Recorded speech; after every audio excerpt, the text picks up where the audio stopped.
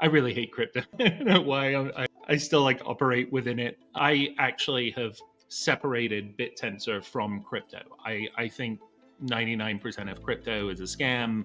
Most people who work in crypto are scammers. Bittensor is incredibly unique. It is a pure incentive network. I think it is attracting very well-intentioned people to build real applications and utility. But when there is a fire hose of money coming out of something, it attracts everyone else too.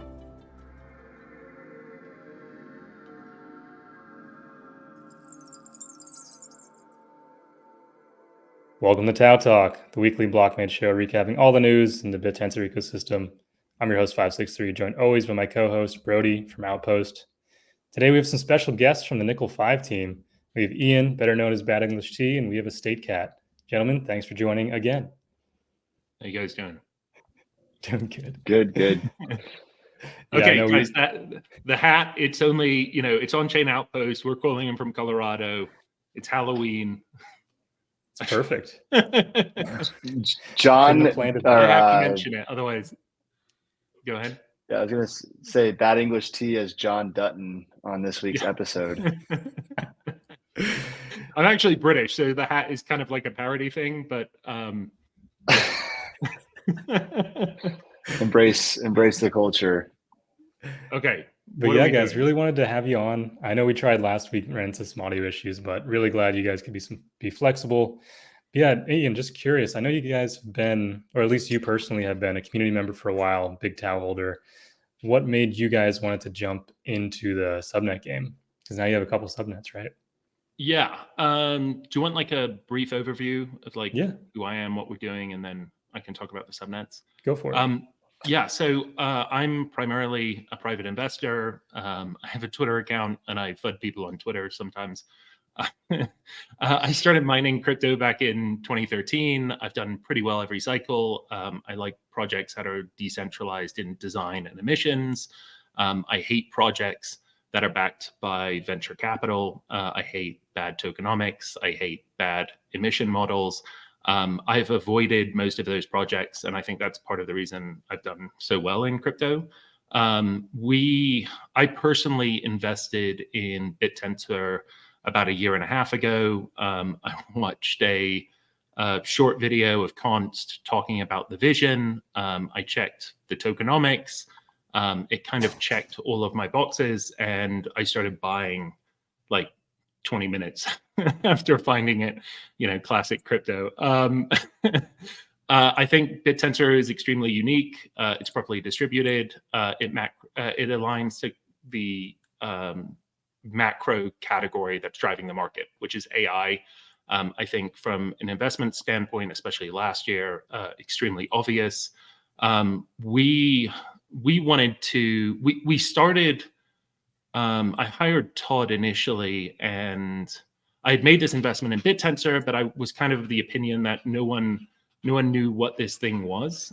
So I hired Todd. We set up a private Discord, which we called Moonshot, and we really just coordinated the community. We focused on organic marketing.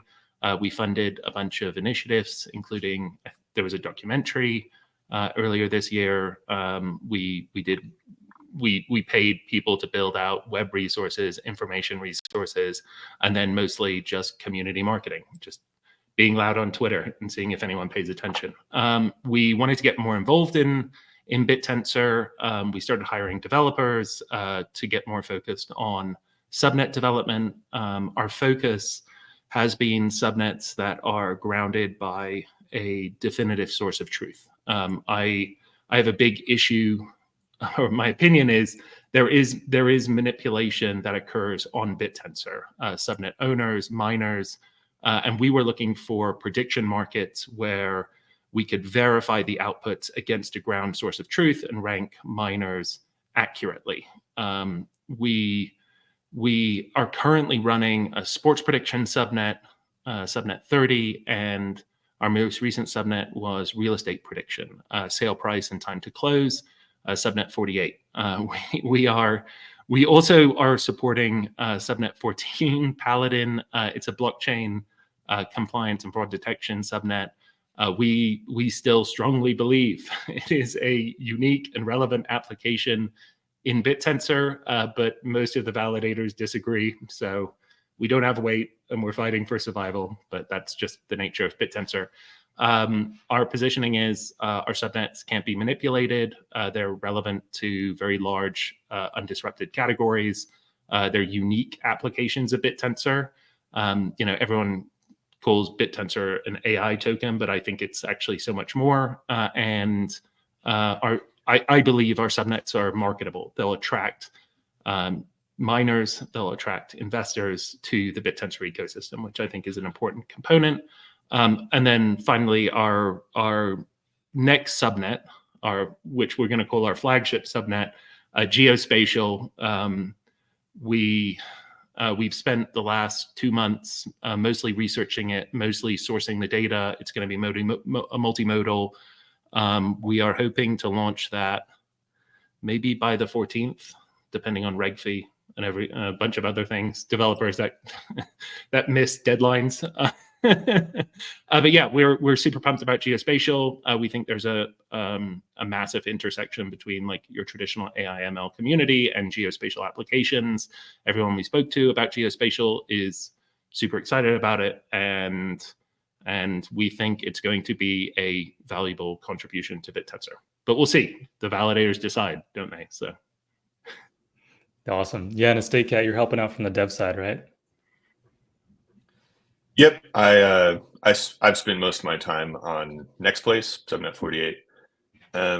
That's where I've dedicated most of my development, but I have been helping out a little bit with geospatial since, I've built a subnet before. Pretty cool. Yeah, I like that. As an aerospace guy, that's pretty cool. I'm excited to see that one launch. Yeah, let's just jump right into it, guys. So I think the biggest news that everyone's talking about is the final RAO games that's going on right now for DTAO. So this is the final closed off testnet before it goes onto the Finny testnet. I don't know. What are you guys thinking about the progress so far? You excited about DTAO coming online? How do you think these RAO games are going? Estate. Yeah, we're generally very optimistic about DTAO. I think just like everybody, we had some skepticism in the beginning, but they seem to have worked out a lot of the kinks. And like we've seen with Owl Ventures and other validators that take kickbacks from subnets, there's a clear misalignment of incentives right now, and that's why we need DTAO. That's why it was pitched initially. So very excited about DTAO. Of course, it presents different issues. The RAO games are running right now. Actually, I didn't know that. I think they're working out some issues right now, but it looks like they're looking to kick it off shortly. Right, yeah. So I've actually been working on a local subtensor of the RAO chain. So I've been trying to familiarize myself with it and working with TensorPlex to try and simulate it to figure out what other kinks there are that maybe people haven't identified yet. But broadly speaking, yeah, we're stoked about DTAO. It's something that the community really needs. Yeah, I think more than anything, DTAO needs to launch as soon as possible. I don't believe it is going to solve every problem on the network. It might even create additional problems. My perspective is subjectivity needs to be removed from the evaluation of these subnets. A pure market-based solution is the best route to do that. I think it will probably evolve rapidly once it is deployed and stable, and hopefully it can take Bittensor to the next iteration, whatever that is. I don't think anyone knows where it's going to be in 2 months, let alone 6 months, 12 months from today. So I think we're all excited about it. Yeah, on the topic of new and exciting things coming to Bittensor, DTAO, of course, is the one that's in everybody's line of sight right now, but also EVM compatibility is something that's coming up soon and approaching soon. And on a few weeks ago, on the novelty search a few weeks ago, we had Sturdy kind of showcase their initiatives to use subnet miners for automated yield management strategies for Morpho vaults across DeFi protocols, and so forth. And overall, EVM compatibility will extend the functionality into other crypto ecosystems. Ian, I know your opinion on other crypto ecosystems as a whole, and crypto as a whole, and how Bittensor differentiates itself from crypto, and how I mean, the general generally... opinion about but curious kind of to see, you know, more initiatives going on that front, and how Bittensor can kind of improve the overall crypto experience. Yeah, so but kind of wanted to hear your opinion. My understanding of Sturdy is they do automated yield management. There's definitely a market for that application. I personally have never really understood the yield game within crypto. I don't know if it's big enough and applicable enough for Bittensor, but we'll find out. I am on EVM. I'm generally skeptical of everything crypto. L1s, L2s, DeFi, bridges, yield pools, wrapping tokens. I think, to me, it all just feels like a bridge to nowhere. Crypto always finds a way to create solutions to problems that don't necessarily exist. L1s, in my perspective, have two core purposes, right? You can hold and transfer USDC, USDT, so you can hold stable and either trade to Bitcoin or not trade to Bitcoin, or you can trade meme coins, right? Valueless tokens that are based on like cults and communities.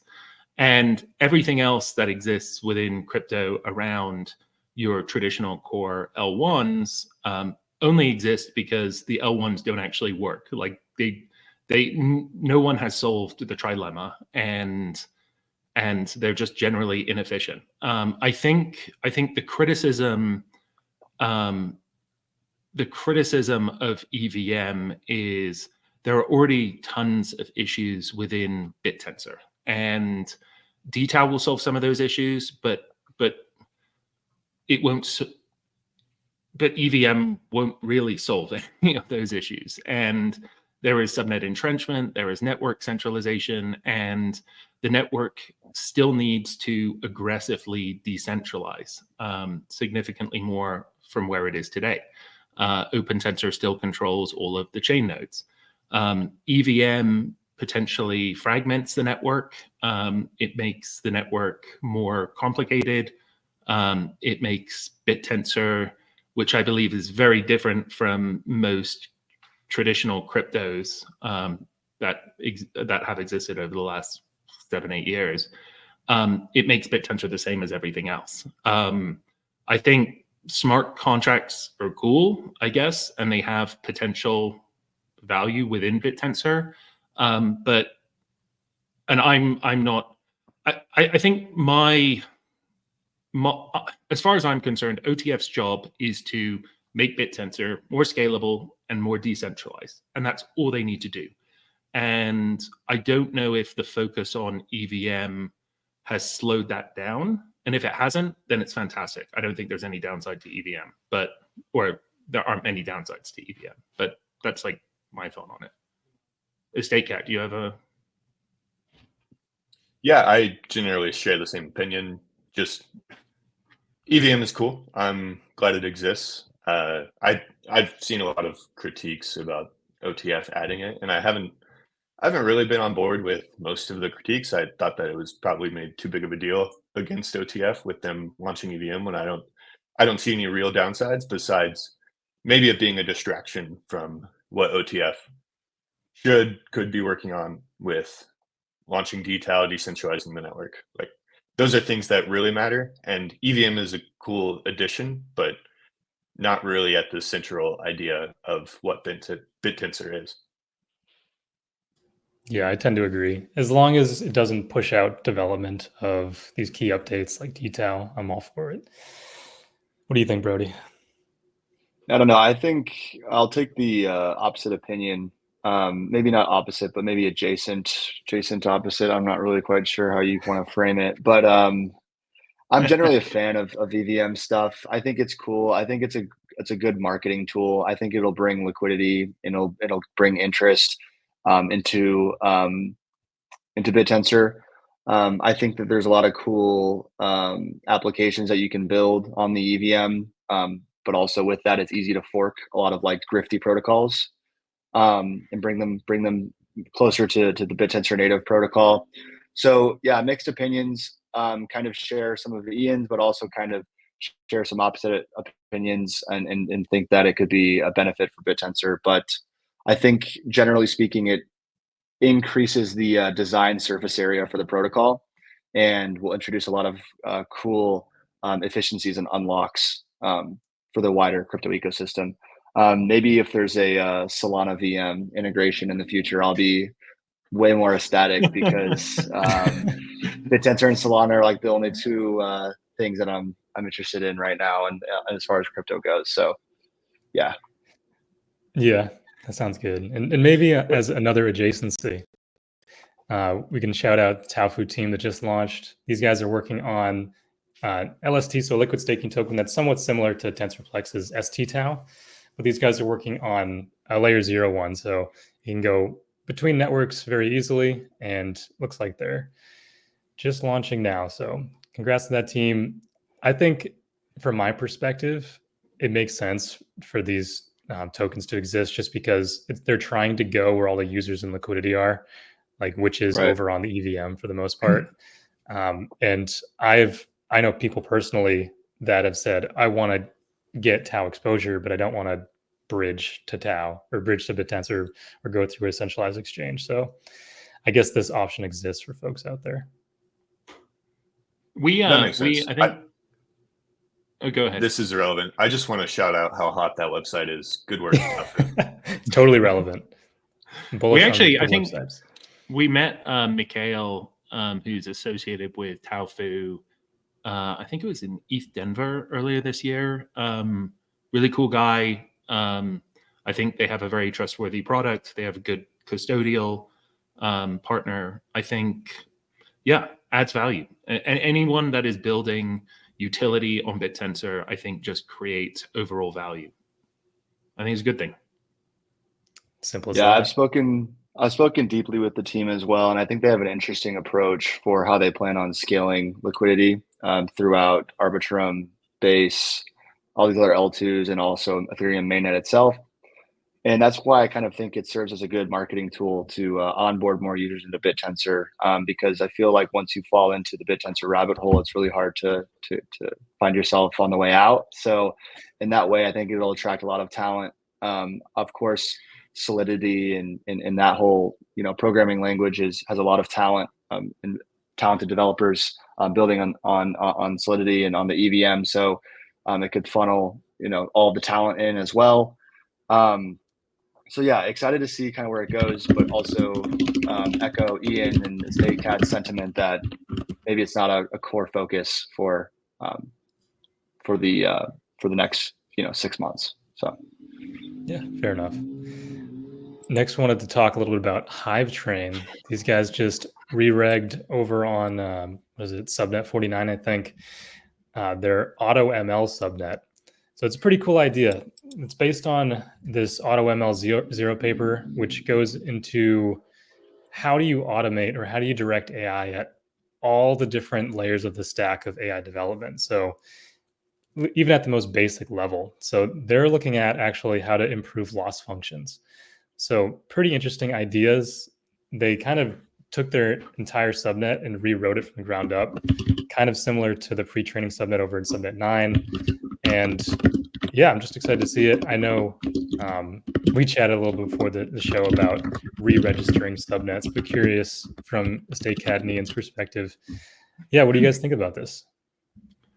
I mean, subnets that re-register do not survive on Bittensor. We have experienced that firsthand. I don't think there's any subnet that has re-registered and run successfully. Now, I know the state of the network today is vastly different than the state of the network 6 months ago when people were really coming to Bittensor to test things out. I wish them the best. I think the coolest thing to me about Bittensor is the incentive attracts really unique ideas, and it attracts really innovative teams. I think people coming to the network to try and solve niche applications, I think creates a lot of value to owners of TAO. I think it partially why DTAO cannot come soon enough. The subjectivity in evaluation, I think, is really constraining the network today. There are to be registered and successful on the network, you need the approval of 5 to 7 large validators, and if you do not get that approval, you'll be fighting at the bottom until you are deregged, and you will not earn any emission. And I think personally, I am frustrated by subnet entrenchment on Bittensor. I think subnets that have earned significant emissions may be slowing down the innovation, and new subnets that can't register can't compete for new innovation. And I think DTAO will solve some of that. I think there will be a market-based speculation on new subnets, and there will be, when new subnets register, I think they will become more competitive instantaneously if they have a compelling value prop. And yeah, I think that will just improve over time with DTAO. But today, the network is very competitive.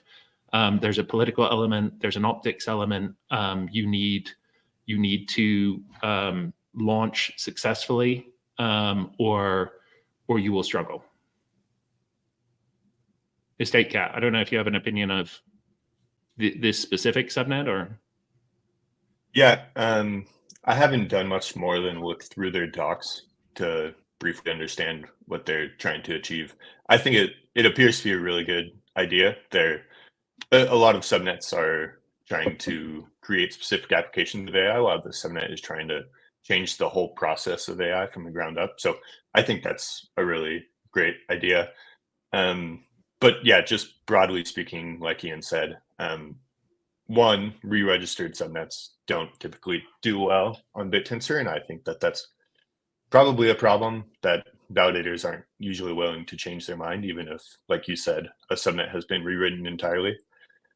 And also, we've seen a big problem with new subnets not getting any weight. Like, typically, the subnets that get deregistered are the ones that just registered. So it seems like there's an incentive problem that will hopefully be solved by DTAO, because there will be reward for speculating early if you see that a subnet has inherent value. So I think that this is probably another problem that DTAO solves, and it's kind of a shame right now that unless you have good marketing or a big name, a new subnet probably doesn't do well these days. Yeah, no, I completely agree. Anything to add, Brody? Nope, I got nothing to add on that one. I guess we could shift gears to the highlight of the discussion, the one that Ian has all been waiting for. The discussion around Owl Ventures. The reason that Ian's on is to talk through this tweet that was sparked by Uncle Luke. Shout out to Uncle Luke for drafting this. But Owl Ventures weight copying and the parasitic activity that is weight copying and relay mining. And Ian's been a vocal critique of this strategy in regards to validating, and would love to hear from the man himself, kind of articulate some of those thoughts and feelings, and maybe persuade others to stop weight copying. So I get to FUD on camera now, not just on Twitter. I'm so I'm so used to just typing out long Twitter FUD rants. That was the mic. Okay, Owl, here we go. Okay, if you are a subnet and you're paying bribes for weight, you're a piece of shit. And if you're a validator accepting kickbacks for weight, you're a piece of shit too. There is no explanation to how or why bribes or kickbacks are acceptable. OWL delegates were the dumbest delegates on Bittensor. And if you're like, I'm delegating to OWL for yield, you're an idiot. You're actively reducing the value of the network, which will reduce the value of your investment for like a few points of additional APY. On relay mining, they were 100% relay mining. I don't think anyone doubts that. I mean, if they're doing bribes and kickbacks, they're doing relay mining, because why wouldn't you? I mean, people say you need proof that they were relay mining, but I don't think you need proof. They take miner outputs, miners that are contributing value to the network, and they use those outputs to steal TAO from the network. On weight copying, the weight copying issue is funny, I guess, because the network incentivizes weight copying. On Subnet 14 Paladin, maybe 3 validators are actually running the code and the rest are just weight copying. They take a single validator that's actually running the code, they copy the weights. This pushes down all of the validators that are running the code and supporting the network, and the weight copiers like OWL are rewarded for fucking up the subnet and making it totally non-functional. It costs, we've made it so it costs about $20 a month for validators to validate Subnet 30, sports prediction. I believe 4 validators would rather weight copy than pay $20 a month, because collectively weight copying together will generate them additional APY.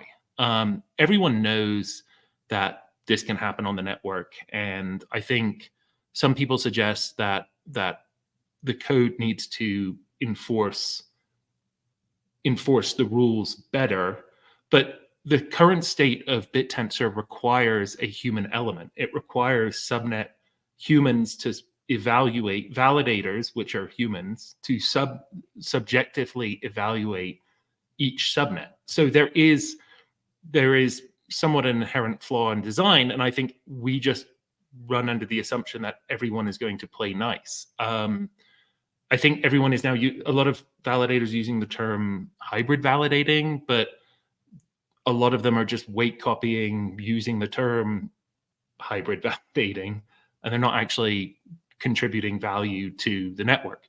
I think my frustration in all of this is Bittensor is literally one of the best performing assets in crypto this cycle. Anyone who has participated in the system or invested in the system has made an absolute fortune, especially over the last year and a half. I don't understand why people can't look at that and just play nice, right? Like, is there no limit to the greed or the extraction? There's just no limit to the extent people will go to take more money off the table than they've already taken. And I don't know whether that's crypto attracting that type of personality. I think there's just something about crypto where if you're greedy, it's like a great industry to be. But, you know, and I think that partially drives my like extremely low opinion of cryptocurrency as an industry. But I don't know. That's just kind of like my opinion on OWL weight copying and everything else. Yeah, OWL is a product of the incentives that are set out by the network, and it's a shame that they're like this, and it is greed. Like we would love for them to operate fairly.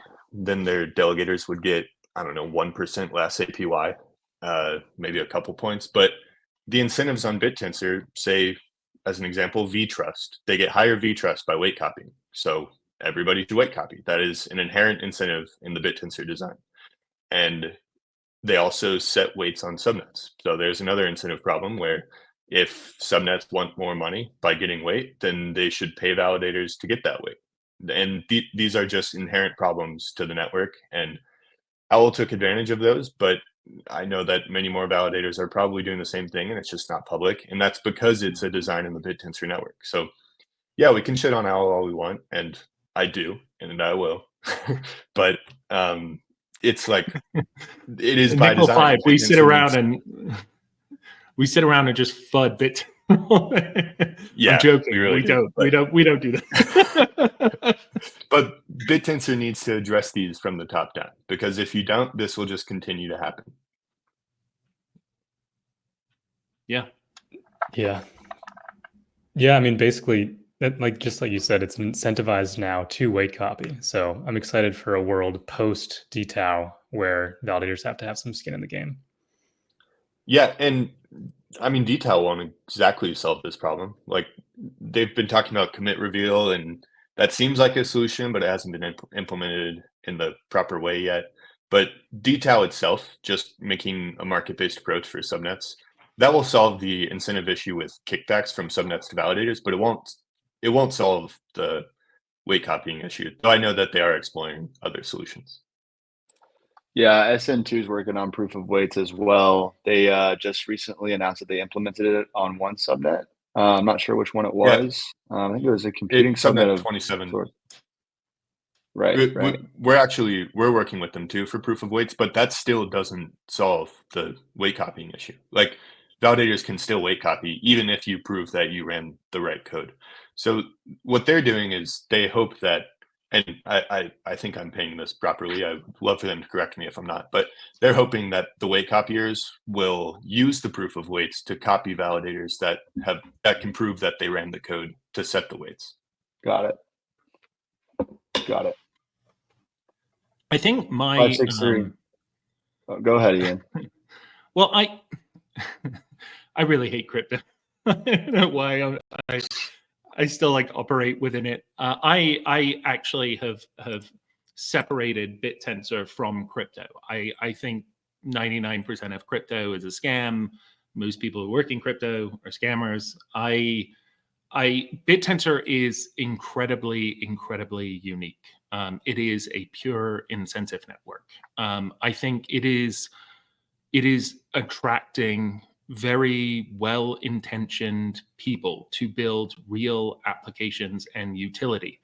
But when there is a fire hose of money coming out of something, it attracts everyone else too. And I think, as far as I can tell, there are a lot of really solid, really innovative teams building some really cool applications on Bittensor.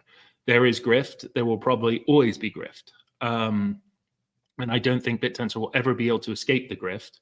But I think solutions like DTAO will create market-based systems that will fight against grift, collusion, cabals.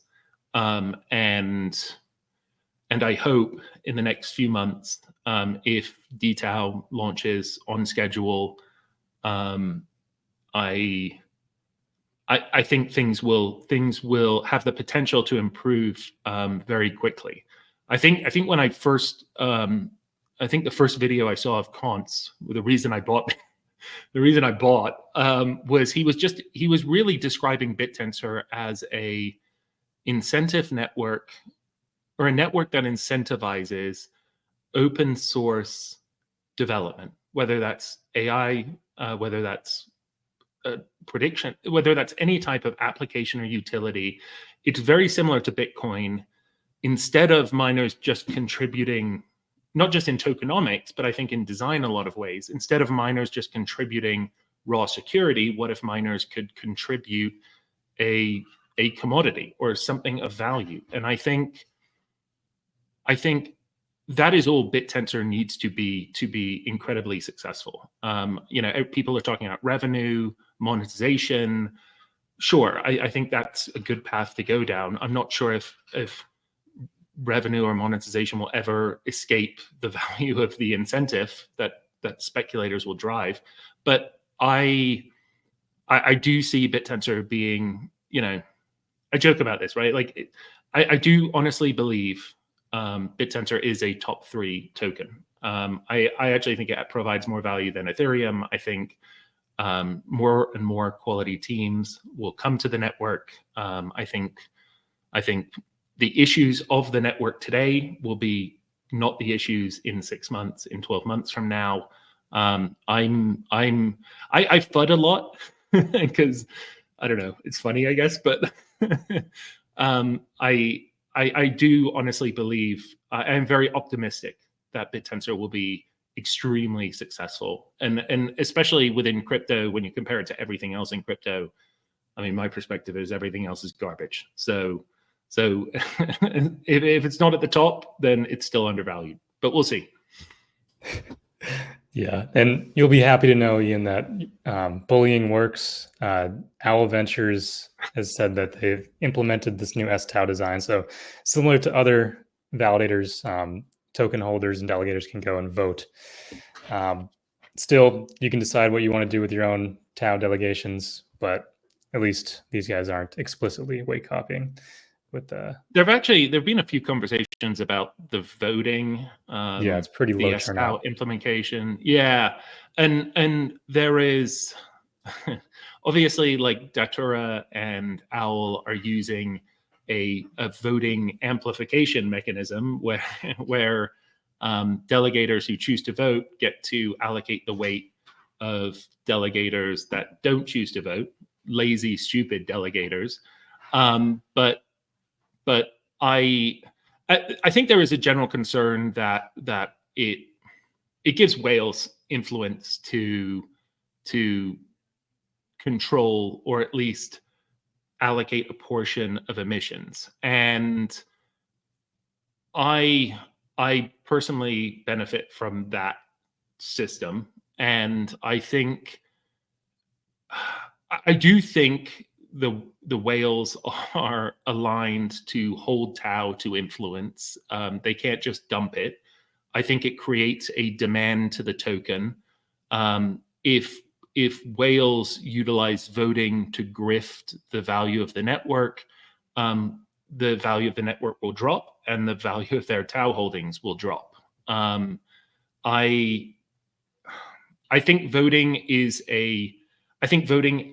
fights entrenchment to a certain degree, allowing subnets to register on the network, talk to a few whales, get some just some baseline emissions before they're able to break through with some of these more centralized validators.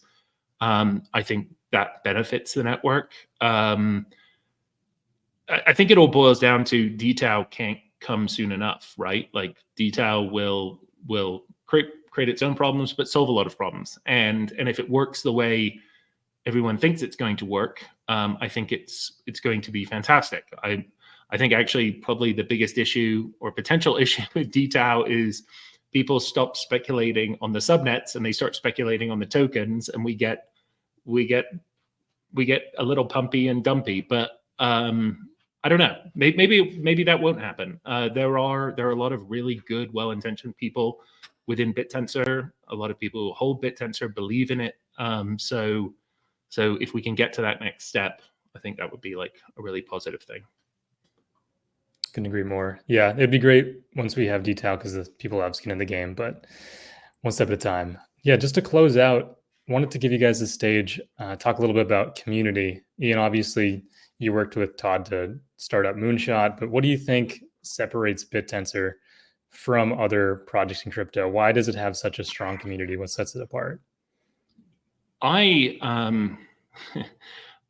For me, like, the core principle, I got involved in crypto back in like 2013, 2014, in that first Bitcoin run up to like 1K or whatever it was. And I started mining. I got a bunch of GPUs, started mining script coins. And the thing I loved about crypto back then is it was fair.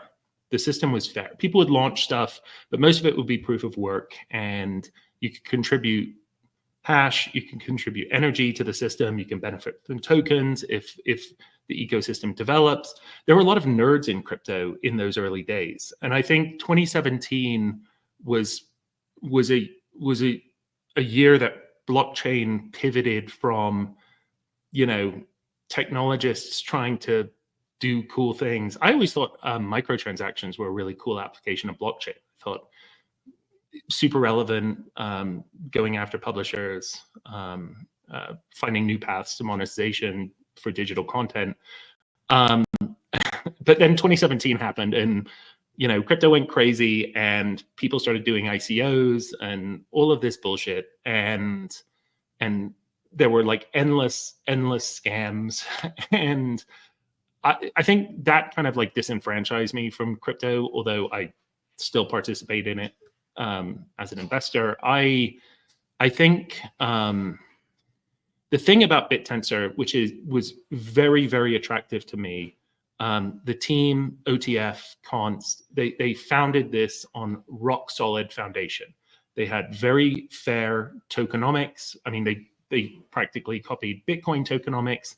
They used exclusively a proof of work mechanism to distribute the token. People are naturally attracted to things that are fair. And fairness is a very powerful narrative, especially within crypto, where you get scammed left and right on whatever shows up. And Bittensor's community has entirely organically formed around the principles of fairness, and the fact that it's an adaptable network. It's a pretty distributed network. Anyone can join as a miner. Anyone can register a subnet as a participant. It's just a very, very powerful force, even strictly just narrative. And I think that, communities just like form around that stuff, right? It's just pure organic fairness, and people are very attracted to that type of thing. People like joke it's a cult, right? But like every crypto is pretty much a cult, right? Like even the GME shareholders, they're a cult. Like people want to kind of blend their investments and their beliefs and opinions, and I think that's like our generation's take on investing. And I don't know, Bittensor is the most powerful community in crypto, I think, because it's like backed by something that's real. It's not just like KOLs and bullshit VCs and insider token allocations. And smart investors buy that, and if you hold, usually you do pretty well. Yeah, it's organic. I know I've been around a lot of different communities, and it's very obvious when a community is not organic.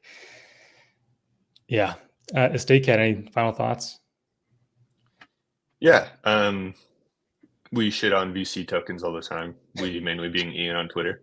But I kind of think of Bittensor as distributed VC. It's the network incentivizing development of really cool, groundbreaking stuff. And that's what VCs want to do. And typically when they're in crypto, they're not the best actors. But if you look at the broader market of tech that's being developed outside of crypto, it's often VC funded. And that's because it takes some money to start up in these very expensive sectors like AI. So incentivizing people to rent GPUs to develop AI, to be on the cutting edge of the most cutting edge technology in the world. I think that's why it's such a great community, is because it's building cool stuff.